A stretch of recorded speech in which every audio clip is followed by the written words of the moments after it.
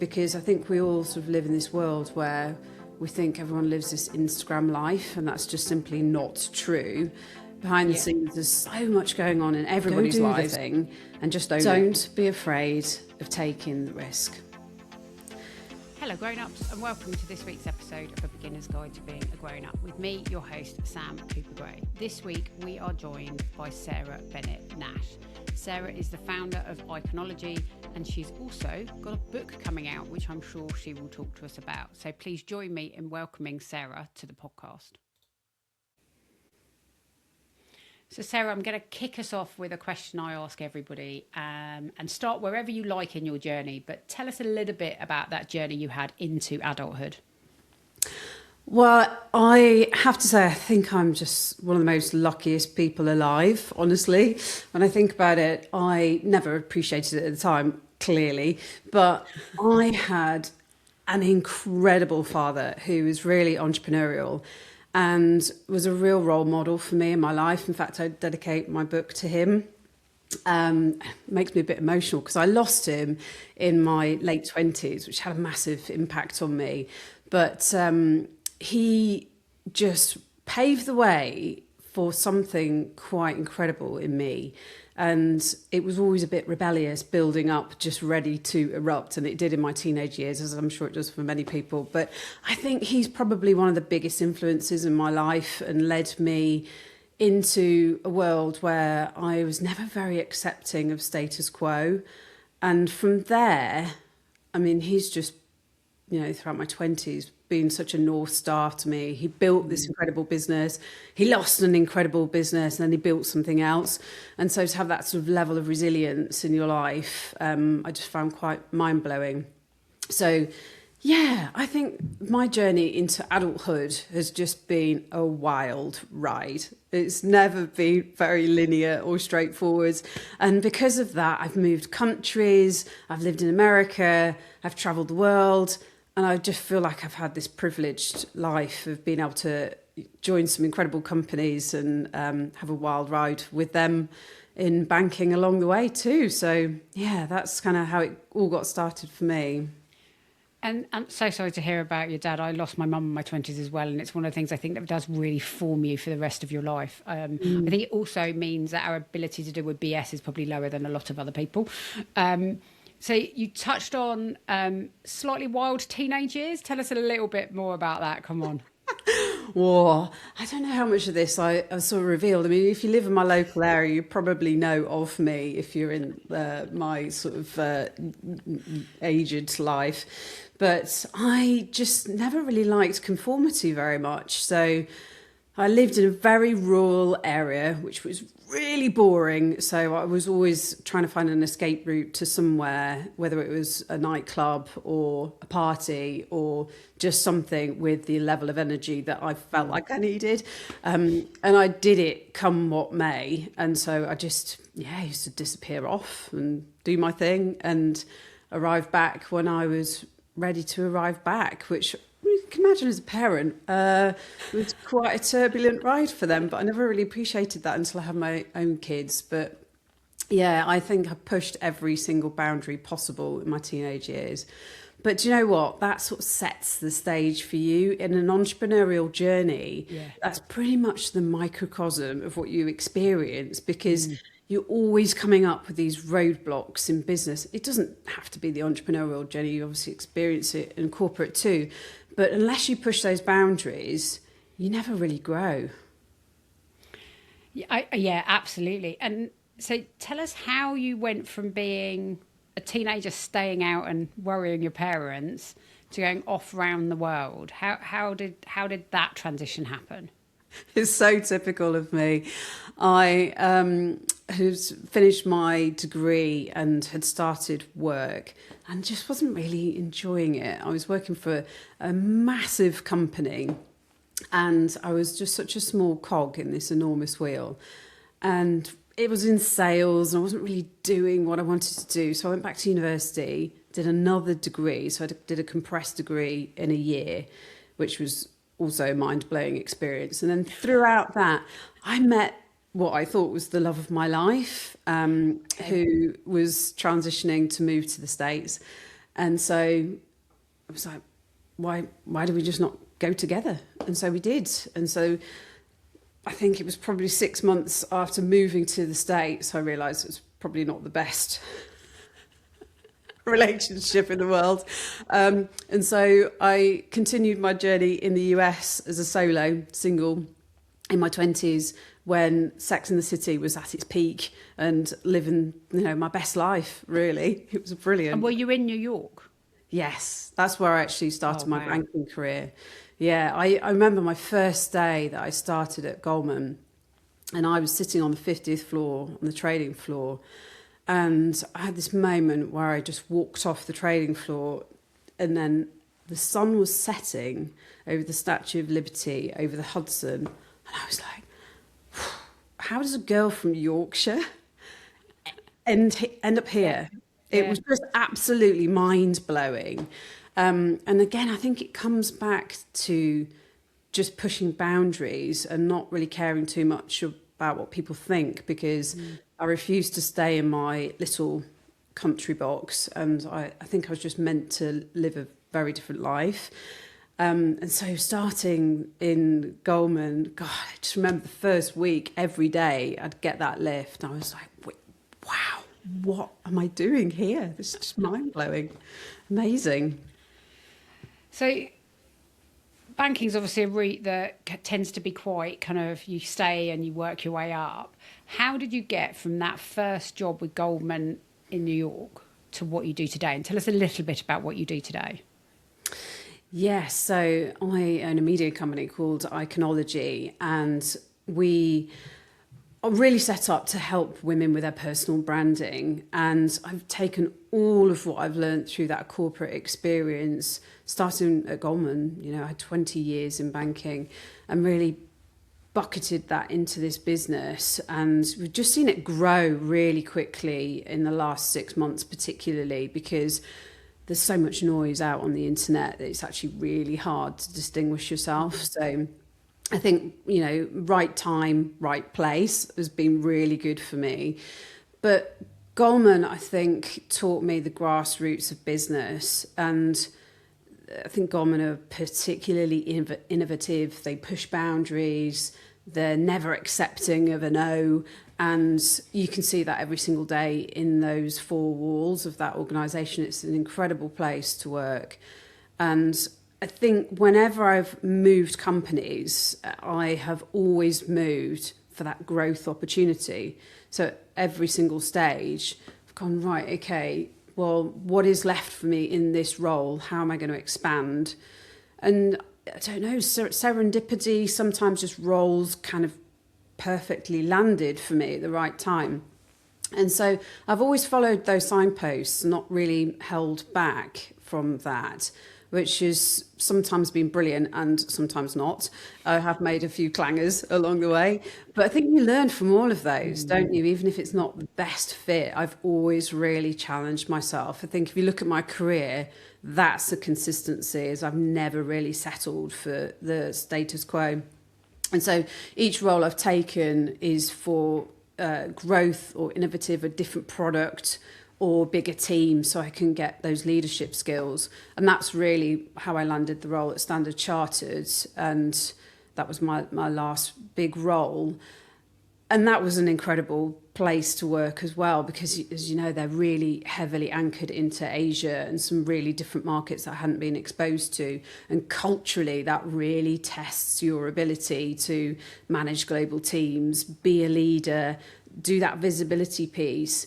And actually, with an exec team, learn how to communicate in very different ways. And that was probably the biggest thing that I learned actually while I was at Standard Chartered, was how to communicate effectively as a leader and position yourself, because it wasn't at that organisation always about being the hardest worker or the best technically. It was often how visible are you and who knows what you're doing. I mean, I remember very vividly getting passed over for a promotion at a different organisation. And it was really like, I still have these visceral feelings about that, because I was told I had the promotion and I was so excited about it. And when I went in to do my pay and comp, and they give you your they give you your promotion letters. I was like eagerly sitting waiting for my boss to give me my letter, and she didn't give it to me, and I was so gutted. I was so gutted, and that was the last time I was ever in that position to not be visible, because that was the reason I didn't get the promotion, despite being told I'd got it. But the management team, when they got to those final discussions, said, we just don't know her enough. And it was fair enough, actually, because it was structured quite disparately, that management team. So I was visible to one of the senior exec teams, but not to the other one, actually, who were key decision makers in that promotion round. So that was the moment where I went, visibility is majorly important, and I'm going to fix that. And that's when I really started focusing on personal brand. I started speaking a lot more, and then I found my stage, and I found my confidence in speaking as well, because I think that's a really big piece of it, is just pushing yourself out of that comfort zone and getting onto the platform that's right for you. And that was quite a hard process, actually, because I think I was technically a really good operator and really liked getting stuff done. And I still am very good at that. So to me, to then step onto a stage was, that was quite a big uplift. But you do get to a point with these things where you actually really start to enjoy them, and you start hearing back the reflections of how it's landed with people and the impact you can have, and you start realizing, I actually do know some stuff and I'm quite useful. So actually these types of forms are really good for your confidence.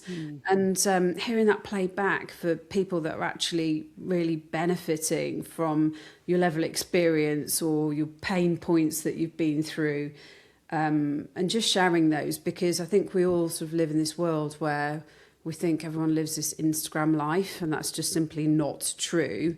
Behind the scenes, there's so much going on in everybody's lives, and I'm convinced most people are just making up as they go along. I might have that wrong.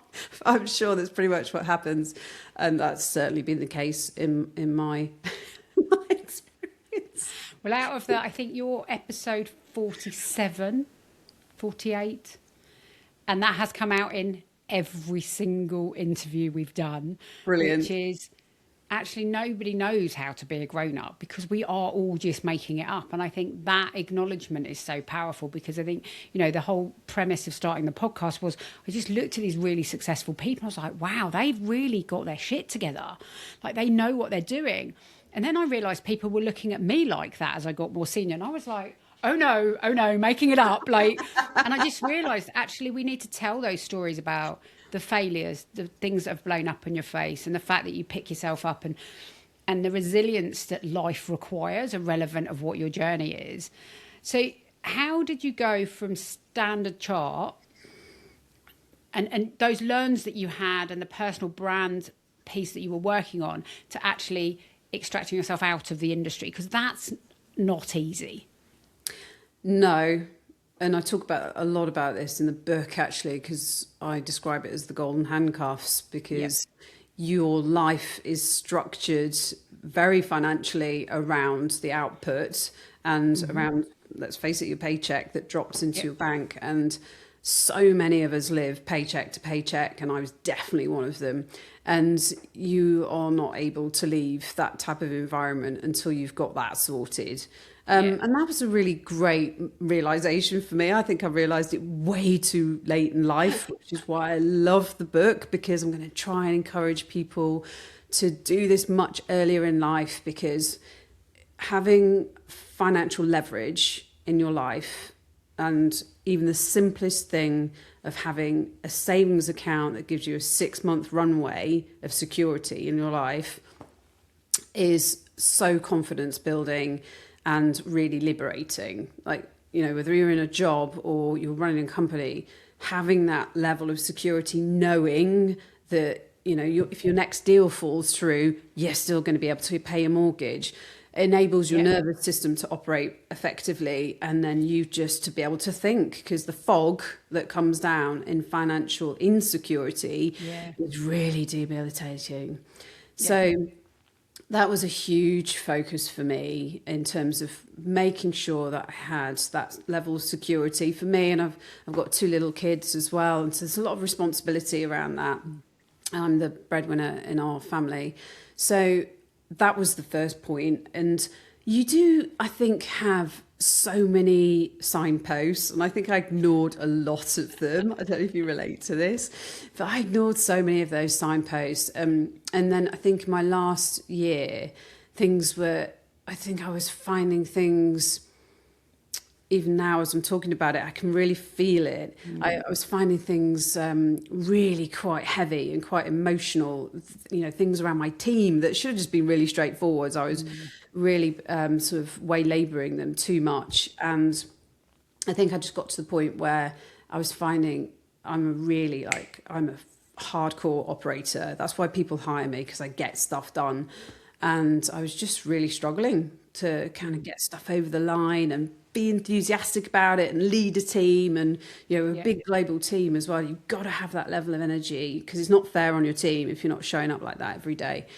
And so I felt like I knew it was coming, and so I was preparing for it and planning out really what the business would look like. And that's when I really started to focus on the book, because the book for me was almost like a wake in that it kind of got out cathartically everything that I needed to from those years, some really hard stuff that I'd been experiencing, but also some really incredible, powerful stuff that I knew I could pass on. So everyone, when I was leaving, everyone was like, "You are mad. What are you doing? You're going to leave this incredible organisation. You're an MD. You've spent 20 years building this career. What are you doing? You're going to go and set up a business? Are you mad?" I'm sure you're laughing. Which I think says more about them than it does about you. Yeah, you're That's probably my right. reflection when people say that to me, and I'm like, what you mean is you're terrified by that, but that doesn't mean I should be terrified by it. No, you're absolutely right. And I think at the point, and part of it is actually, when I left, I had a good 6 months where I would have these like surges of energy come up, and I couldn't quite place them. And I'd be like, "Oh my God, I feel like I should be in a meeting, or I should be doing something." And like this sort of heightened sense of anxiety. Well, maybe it was anxiety. So it took me a while to decompress from that. I'd say like a good 6 months. And I knew that the book was going to be a focus. So that's really what I sort of invested a lot of time into when I'd left, and just gave myself a bit of opportunity to breathe and enjoy, because in those roles, you are so squeezed in terms of time. It's just execution to the next thing. To the big project. Completely. Yeah. And it's I hadn't realised actually quite what a toll it had taken on me. And I think it's so different to running your own business, right? Where you control your time, which is also terrifying, because then it's all on you, right? But so if I take you back to your younger self, so that 18-year-old who's, metaphorically climbing over walls to go out clubbing, or even physically, I don't know, what would she recognise in you today? Because I don't get a sense that 18-year-old had a mission to go into banking. That feels a little controlled as an environment for something she might have wanted to do. So what would she recognise in you? She would, I think, be a bit blown away, honestly. Like the 18-year-old me was still back up in Yorkshire, living a very different life.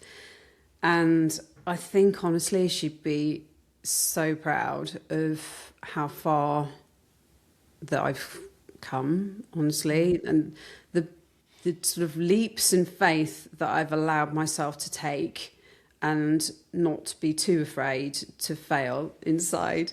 You're sort of screaming inside a bit, but I've done it anyway.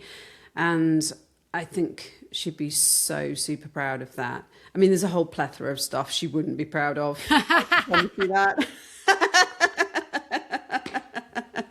But I think if we look at the good side, the optimistic side, and I think as well, I think she'd be quite surprised I have children in my life, because at that age I was like, there's no way, no way could I have convinced that person to bring one, let alone two people into the world. So I think she'd be like perplexed and puzzled by that.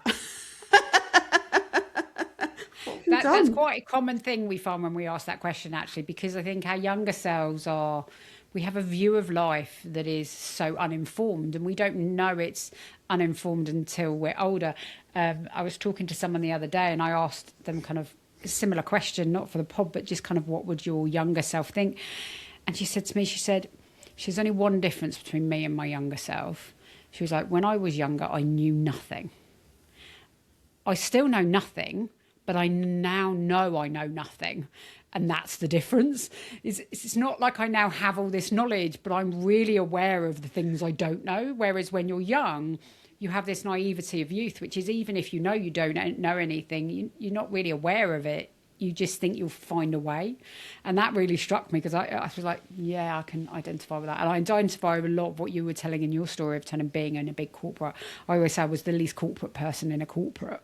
And I'm 4 months out and already completely unemployable by anyone else. So you've obviously had to make lots of decisions. That decision to follow a boyfriend to the US that actually turned out to be a really good one, even if it wasn't for the boyfriend. What's the best decision that you've made? Without a doubt, the best decision I have made is having my two girls. I think that has been such an incredible experience for me. I have just seen these little people be a mirror, and I think that has been really good for me, just in terms of, being responsible, and I'm a bit of a risk taker, and they've definitely not changed that, but they've definitely tempered it a little bit, which I think is a good thing. So I think that's probably, and it was a really big decision, as you can hear, but they have just brought so much joy and fun into my life, and just this ability to be able to play, which I think I'd lost, honestly. I think we all do, don't we? Yeah, I don't think corporate really helps that at all, because you are encouraged to be yourself, but conform massively. Yeah, be yourself within the construct of things we find acceptable. Yes. That's so true, isn't it? And so they've sort of broken that mold a little bit for me, and it'd be interesting, because I think I'd probably still be in corporate, actually, if it hadn't been for them, because they've made me really value time much more than I ever did, I think. I think I was just ploughed through and maybe retired early or something. But they've made me realise that life is insanely precious, and you've got to really enjoy those moments. And that I found that quite hard to do in corporate, because I was always bolting to the next thing, and never really having too much of a chance to breathe on things. And running your own business, it's imperative you do that, because you've got to have a creative, innovative streak. You've got to bring that every single day, because you're problem solving, and you've got to be a bit playful as well, because, quite often you're on your own, and you've got to enjoy that sort of phase of your business, but also flip out of that and then bring the joy to other people when you're, interacting and building something together. So I've loved that whole experience, and I'm really grateful to the girls for helping me with that. Amazing. And what an amazing mum they've got, and the things you can teach them as they grow. So we touched on some of the things that you did that didn't go so well, and some that didn't. We all get given lots of advice. I think we all give lots of advice. I always say advice is more about the person giving it than the person getting it. But have you had any great piece of advice that you've been given that you've just gone, I'm just not going to do that? Oh, I've had so many pieces of advice that I really wish I had doubled down on those things. And particularly when you sort of have a big transition in your life, you always get, whether it's solicited or not, you always get tons of opinion on it, don't you? Yeah.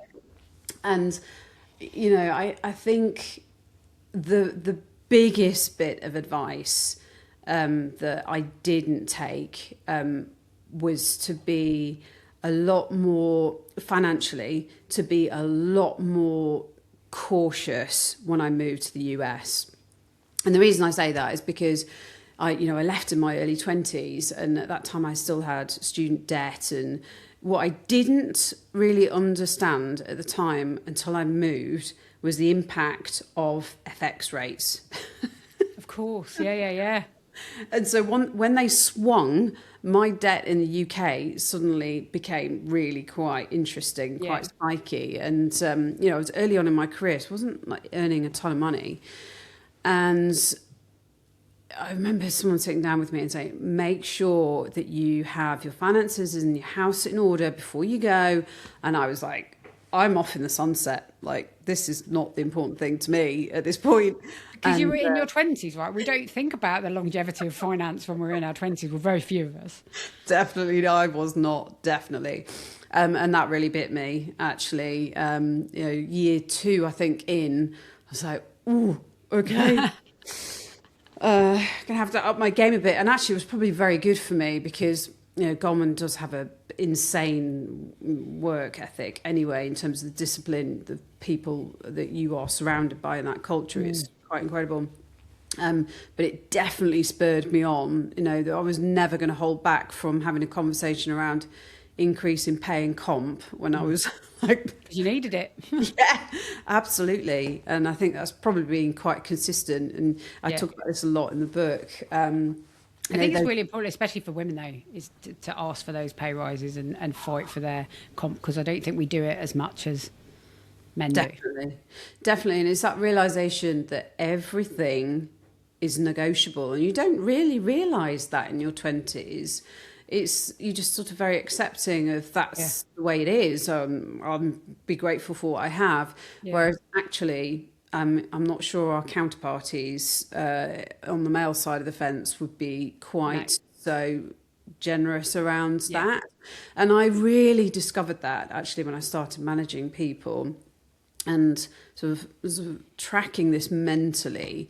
You would see the guys come in and they'd be like, yeah, I'm getting a pay rise this year. And it would just be taken for granted that's what was going to happen. Inflation's gone up. There'll be all a number of reasons, and then it'd be like, bam, this is my expectation. And there'd be pre-positioning around that as well, months in advance, whereas that never happens so much with women in my team. And they would put in these amazing performance reviews, which was all about the technical and the delivery and all of this great stuff, and then wonder why they'd never get a pay rise. I had the same experience with members of my team as well over the years, and I learned I only ever changed jobs once without a pay rise, and I'd never have done it again. I did it, and then I went, why did I do that? Because they'd convinced me that it was the right thing to do, and then I realised, actually, no, I'm never changing jobs without a pay rise again. Because then you realise you're in the banding. And it's really then hard to negotiate that. Exactly. In the stream. Yeah. So we like to ask all of our guests to give a personal challenge to the listeners. We're going to assume that they're going to want to read your book. So let's not use that as a personal challenge. We will put, for everyone listening, we will put the book, and please do remind me what it's called in a minute, and we will put a link to it because it's coming out in March. But what would you set as a personal challenge to our listeners? I would set a personal challenge wherever you are in your life, career, to start building your personal brand if you haven't done that already. And if you have recognized that is a focus and should be a focus, then double down on it, because I have honestly seen how powerful this can be. And when I really focused on this, it literally changed my life. Particularly when you're building something or you want to make some sort of transformation in your career, then it's so imperative that you always build that personal brand. And it's really easy to say, I'll do it tomorrow.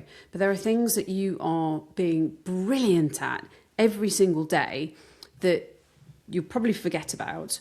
But weeks or months afterwards, people then will struggle to go back and give you feedback and do all the great stuff of recognition that is so fundamentally important in terms of building a personal brand.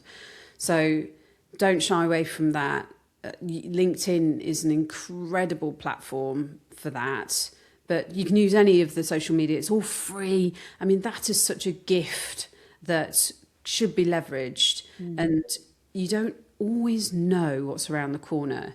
So there are things that are unpredictable, and always having a personal brand that you can fall back on, which other people have given accolades or recommendations, is just so powerful. So build your personal brand. Brilliant. So we've come to the last question, and it's been so nice learning about your journey and sharing that journey. It's not a dissimilar journey to mine, so it's fascinating for me, having done 20 odd years in a corporate role. Although I did get to travel a lot, I didn't get to do as much travel, I don't think, as you did.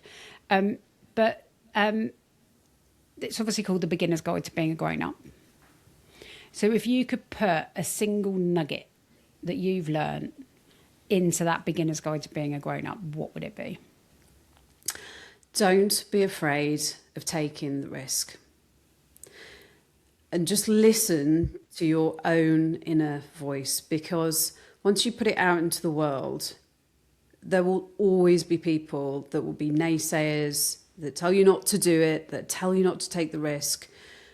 But taking risks changes your life in such a positive way, because it builds confidence and it takes your life off in a different direction, and it just opens these doors of opportunity that you would have never walked through had you just not taken the risk.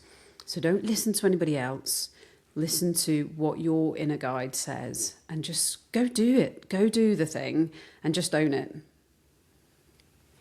I'm not sure there's a better way to end the podcast, Sarah. So I think we should leave it there. But just one final thing. Can you tell us the title of the book and remind us when it comes out? Yes, I'm so excited about this. It's called More Money, More Life. It's available in all great bookstores, and it's also on Amazon for pre-order. So it's the 17th of March, just after International Women's Day. So please do buy the book, share the book, leave it on the tube, pass it forwards, because there's loads of great nuggets in there that will help any person that is looking to fund a dream. Perfect. Brilliant. Thank you for sharing your story with us today. We really appreciate it. And I know the listeners are going to really benefit from your nuggets of knowledge and your journey. Thanks, Sam. It's just been wonderful. It's been great fun. Thank you. Thank you for listening to this week's episode of A Beginner's Guide to Being a Grown-Up. Please do like, follow and subscribe wherever you get your podcast. Next week, we are joined by the formidable Roisin McEwen-Carter. And Roisin, she basically saves tiny humans for a living. So come and listen to her story. And in the meantime, enjoy being a grown-up.